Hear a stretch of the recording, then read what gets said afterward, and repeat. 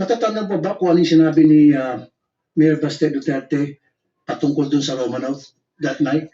Yes, sir. I will try if Can you I tell us? remember it right. Ang sabi niya,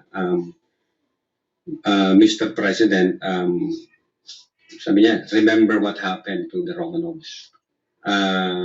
If I'm not mistaken, sir, parang ang sinasabi niya, kasi mayroon... No, I think when you go to bed tonight, continue. Yes, sir. Yan. Sabi ko yan. Okay. When you go to bed tonight, think about the Romanovs. Yung po yata yung pagkasabi. Parang sinasabi niya na baka mangyari sa pamilya niyo yon gaya ng nangyari sa inyo noong 1996. Kung tama yung memory ko, sir. Parang ganun po ang sinasabi ni Mayor Baste.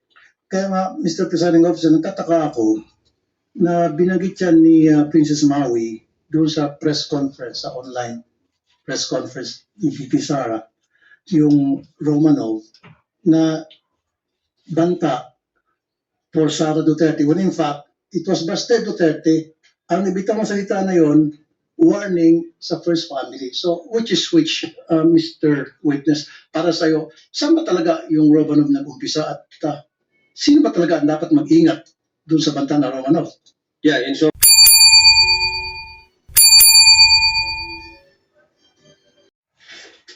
Mr. Presiding Officer, kahapon kasi nabanggit yung Romanov and I did mention na para sa akin, nagmula yung salitang Romanov kay Mayor Baste Duterte when during a rally yung sa Maisog in Davao. So, ang tanong ko ngayon kay Mr. Witness, natatandaan po ba kung ano yung sinabi ni Mayor Baste Duterte patungkol dun sa Romanov that night? yes, sir. I will try if Can you I tell us? remember it right. Ang sabi niya, Mr. President, sabi niya, remember what happened to the Romanovs. If I'm not mistaken, sir, parang ang sinasabi niya, kasi mayroon... No, I think when you go to bed tonight, continue. Yes, sir. Yan. Sabi ko yan. Okay. When you go to bed tonight, think about the Romanovs. Yung po yata yung pagkasabi. Parang sinasabi niya na baka mangyari sa pamilya niyo yon gaya ng nangyari sa inyo noong 1996. Kung tama yung memory ko, sir. Parang ganun po ang sinasabi ni Mayor Baste. Kaya nga, Mr. Presiding Officer, nagtataka ako na binanggit yan ni Princess Maui doon sa press conference, sa online press conference ni VP Sara, yung Romanov, na banta for Sara Duterte. When in fact, it was Baste Duterte ang nabitang ng salita na yon, warning sa first family. So, which is which, Mr. Witness, para sa'yo, saan ba talaga yung Romanov nag-umpisa at sino ba talaga ang dapat mag-ingat doon sa banta na Romanov? Yeah, insofar as our investigation is concerned, since nag-start yan doon kay Mayor Baste, at wala ko kaming ma-validate na ibang Romanov operations na nangyari, I think nag-start yan sa kanila, sir, sa kapatid ng Vice Presidente. Thank you, Mr. Witness. No other questions? Mr. Presiding Officer. Noted, entered into the records, and counsel for the respondent may continue with this cross. All right. So you mentioned that just now that Mayor Baste said, think about the Romanovs, correct? Yan yung statement ni Mayor Baste, sir. But I'm asking Operation Romanov. So hindi naman think about the Romanovs. My question to you is this.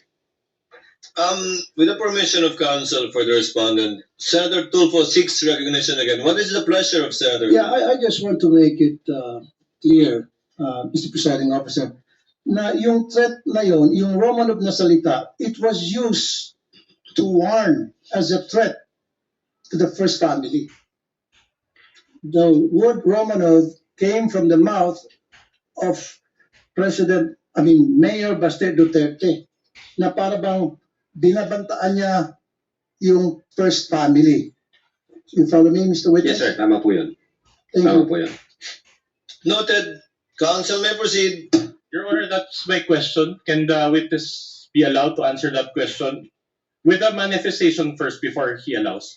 Kindly repeat the question because even I forgot the question. All right. Counsel. You mentioned that Mayor Baste said that statement, think about the Romanovs, etc. Yes, sir. But he did not mention Operation Romanov. It was Princess Maui who mentioned the word Operation Romanov. And I know you don't have, I personally don't have any knowledge about what Mayor Baste said, and that is not the subject of this case. Let's just stick to the facts of this case. Okay? In the video, it was Princess Maui who said Operation Romanov. All right? Now, will you agree with me that based on that question, there was also a threat against VP Sara and her family? That's the question. According to the question, sir, yes. All right. Now, you mentioned yesterday that you can motu proprio investigate threats against the vice president. Under the law, sir, yes. All right. My next question is very simple. Did you conduct a separate investigation on Operation Romanov? Well, since ang focus ng operations namin, sir, is cybercrime investigation, I think ang makakasagot yan yung intelligence service namin, sir. Insofar as the cybercrime division is concerned, ang focus namin, crimes committed by, through, and with the use of information and communication technology. As to the fact whether or not may Operation Romanov, ang makakasagot po niyan either yung intelligence service o yung director po namin, sir. So insofar as you are concerned, there is no ongoing investigation on Operation Romanov. Again, ang focus ng investigation namin doon sa great threat and inciting to sedition against the Vice President, insofar as the existence of whether or not may Operation Romanov, siguro makakasagot yan, sir, yung intelligence service, yung director po namin. All right. So no. At any rate, are you aware of if the Vice President was the target of unauthorized intelligence or surveillance operations? We're not aware, sir. All right. With the permission of counsel, Chair will recognize Senator Judge Pangilinan, thereafter Senator Judge Erwin Tulfo. Just one or two quick questions You may proceed, sir. on the issue of Princess Maui.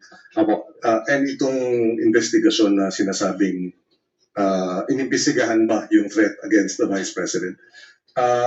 Kung hypothetically dumating si Princess Maui at nagpaliwanag tungkol sa Operation Romanov at sinabi niya ang detalye, Yes, sir. kikilos ba? ang Definitely, cybercrime? sir.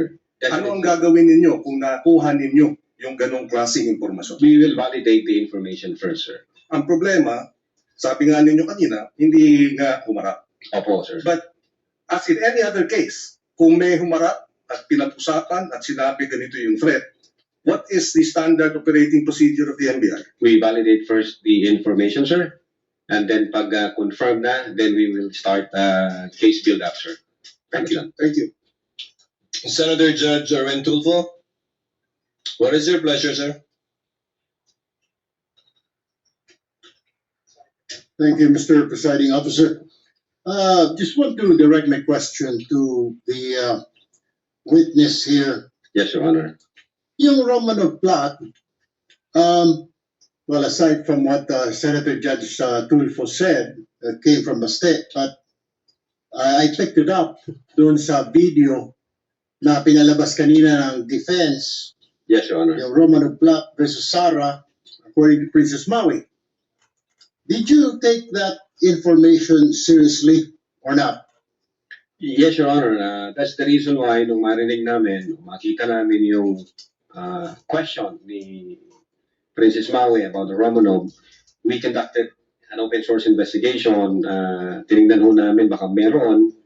Ayun nga, ang nakita namin yung January 2024 during Maisog Rally, if I'm not mistaken, yung the term word Romanov ang nagbigkas ho noon si Mayor Baste, Your Honor.